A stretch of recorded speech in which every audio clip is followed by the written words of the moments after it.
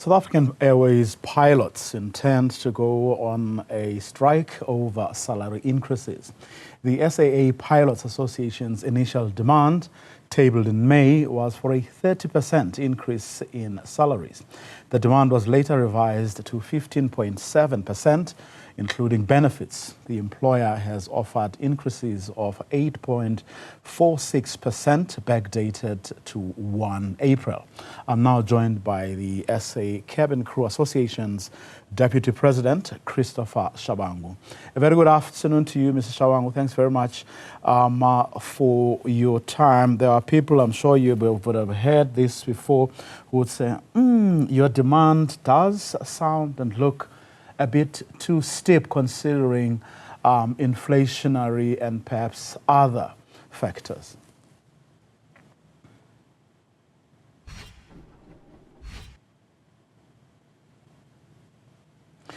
Please unmute. I'm saying good afternoon to you and to your viewers. Christopher is the president of SACA. I must say we're not so sure the details of the pilots' demands as SACA, as the South African Cabin Crew and Alliances Union. We're not so sure of their demands. But to us, it is a shock that in the history of South African Airways, it's the first time that the pilots would threaten to go on a strike. We have, obviously, as SACA, about 3 weeks ago, sent a press statement and wrote to the board of South African Airways with regards to the demands of the cabin crew and the treatment of the cabin crew. So to us, as South African Cabin Crew and Alliances Union, it tells us that actually what we were complaining about or to the board is actually true, based on the fact that the pilots are where they are right now, which we don't believe that their strike is necessarily about just money only. What do you think it's about? Well, there's a lot of things. I mean, on our memorandum that we sent to the board 3 weeks ago, we had a list, mismanagement of South African Airways being on the top of our list, mismanagement of South African Airways house run. So you must remember the South African Airways V1, I'll call it V1, version 1 of South African Airways,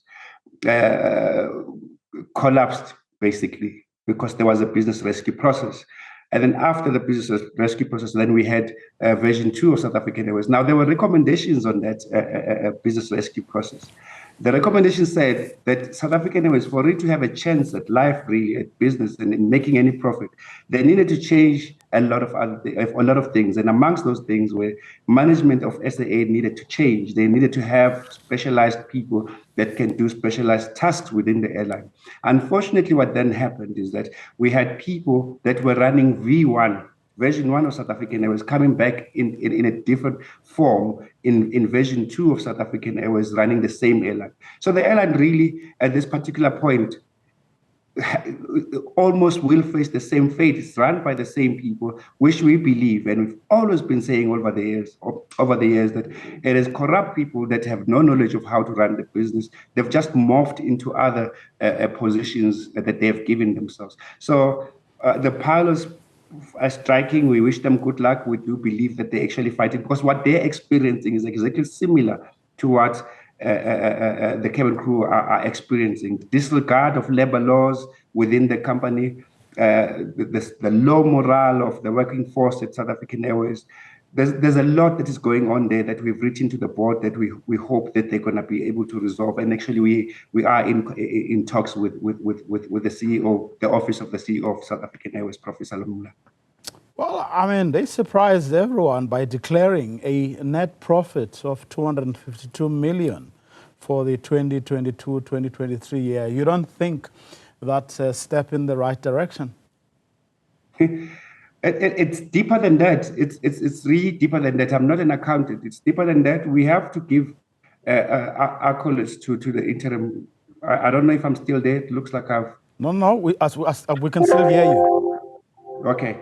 It looks like, so it's much deeper than that, in a sense that, you know, we have to look at, I'm not an accountant, look at how it's happening, but we have to give credit to the interim CEO.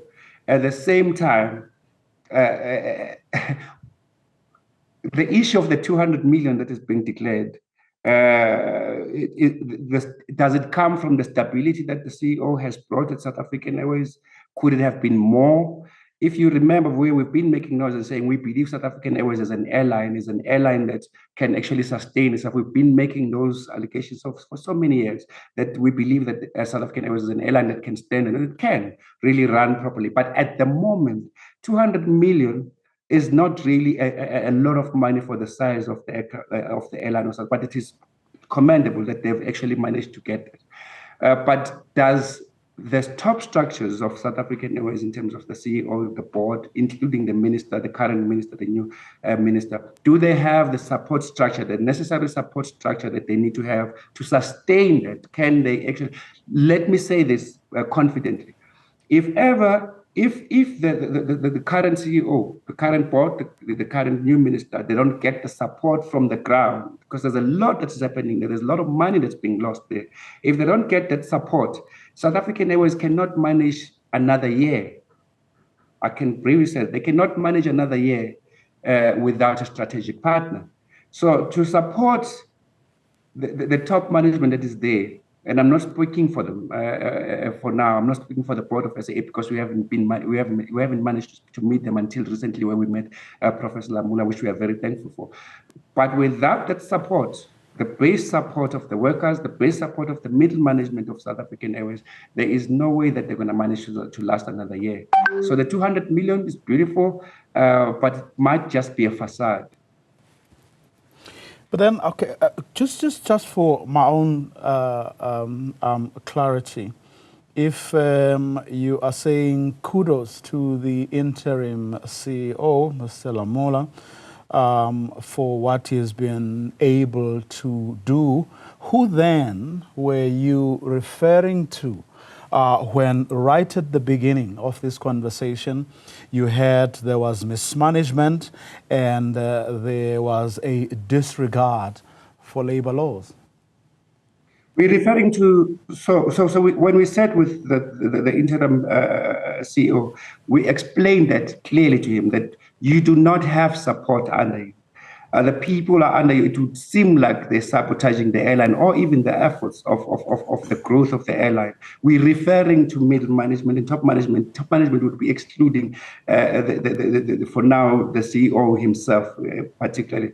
But we're talking about middle management going down, because there's a lot that's happening there. I'll give an example. Procurement management at South African Airways is not run by the CEO.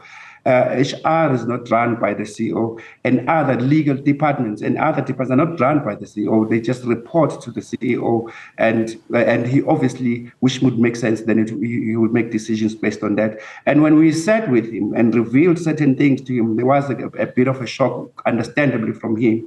And I think even when he sits with the pilots, he'll get the similar feedback that, you know, the people that are supposed to be supportive to the CEO's office are not necessarily pulling their weight, or maybe if they are pulling their weight, they're pulling their weight for themselves, for their own benefit. And that's the allegation that we've made to the CEO.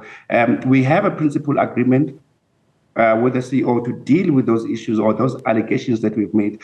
And just to give you an idea, we as SACA, we have been we have been thrown out of the company, for a lack of better word. We've been thrown out of the company. We're not recognized as South African Airways. And the only reason that we are not recognized as South African Airways, we believe it is because we make so much noise. We actually, as a party that's supposed to have some kind of oversight over management, has been now thrown out, because then people need to do what they need to do without the disturbance of the union. The members, the workers at South African Airways do not have their choice union, which is SACA, and we are the majority union within cabin crew union. And those are the issues that we put before the CEO.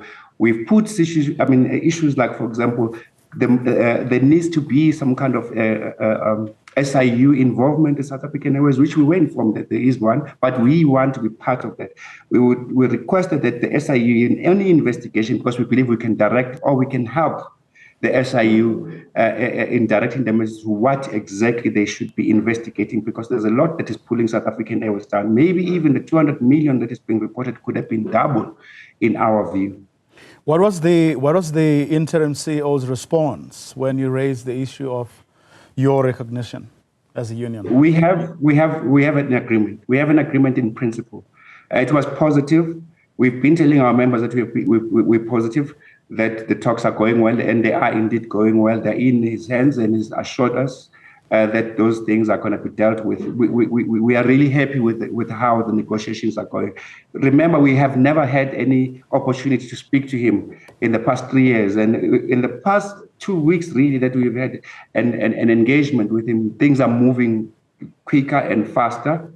So there is hope. Remember, he also has to report to the board and the minister. The minister has taken an interest in this issue, which we are very happy about. And we are also happy that we can report to the minister via the CEO. So we are quite happy with how things are going so far in terms of the talks that we have with him. We are also cognizant that it's last month now that they have, the board has got last month, the CEO has got last month. This is their last month really, as December.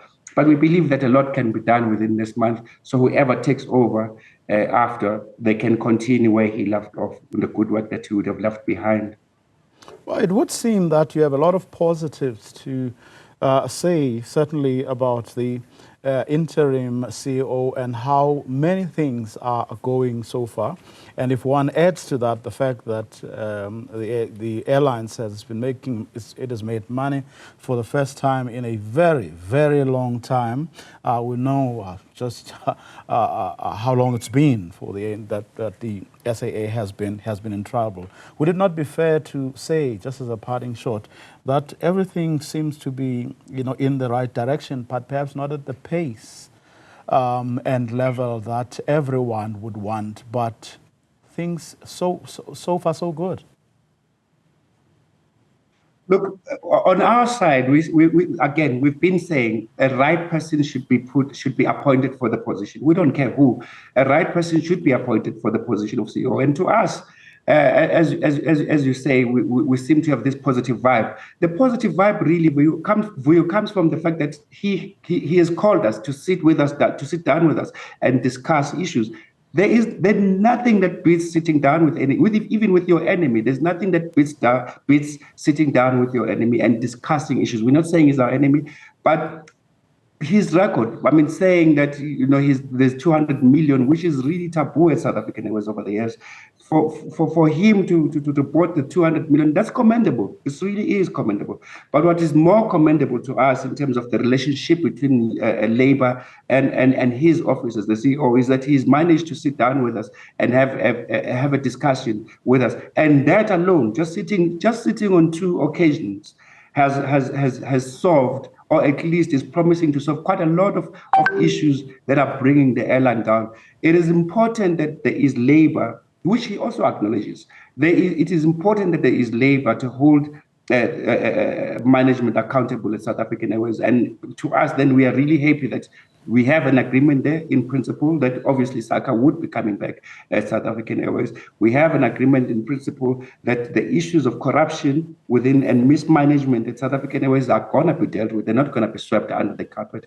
Yes, of course, that needs time, but obviously they're going to be, and we will have oversight of that. We are now happy again that in our agreement, we have spoken about the issue of the victimization of some shop stewards, SACA shop stewards at South African Airways. Okay.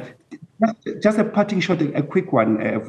It's so bad that at SAA, some employees are no longer going for hearings. Instead, you get told that you've done this wrong. Please write to us and tell us why we shouldn't fire you. Now, there is case laws that would support them. That is fine. But the issue is this is a state-owned company. As a state-owned company, if you're going to be changing policies, you communicate that to the entire company so that they understand. They're not lawyers. Okay. They're not legal people. So those are just some of the nitty-gritties that we are happy that the CEO is going to be dealing with.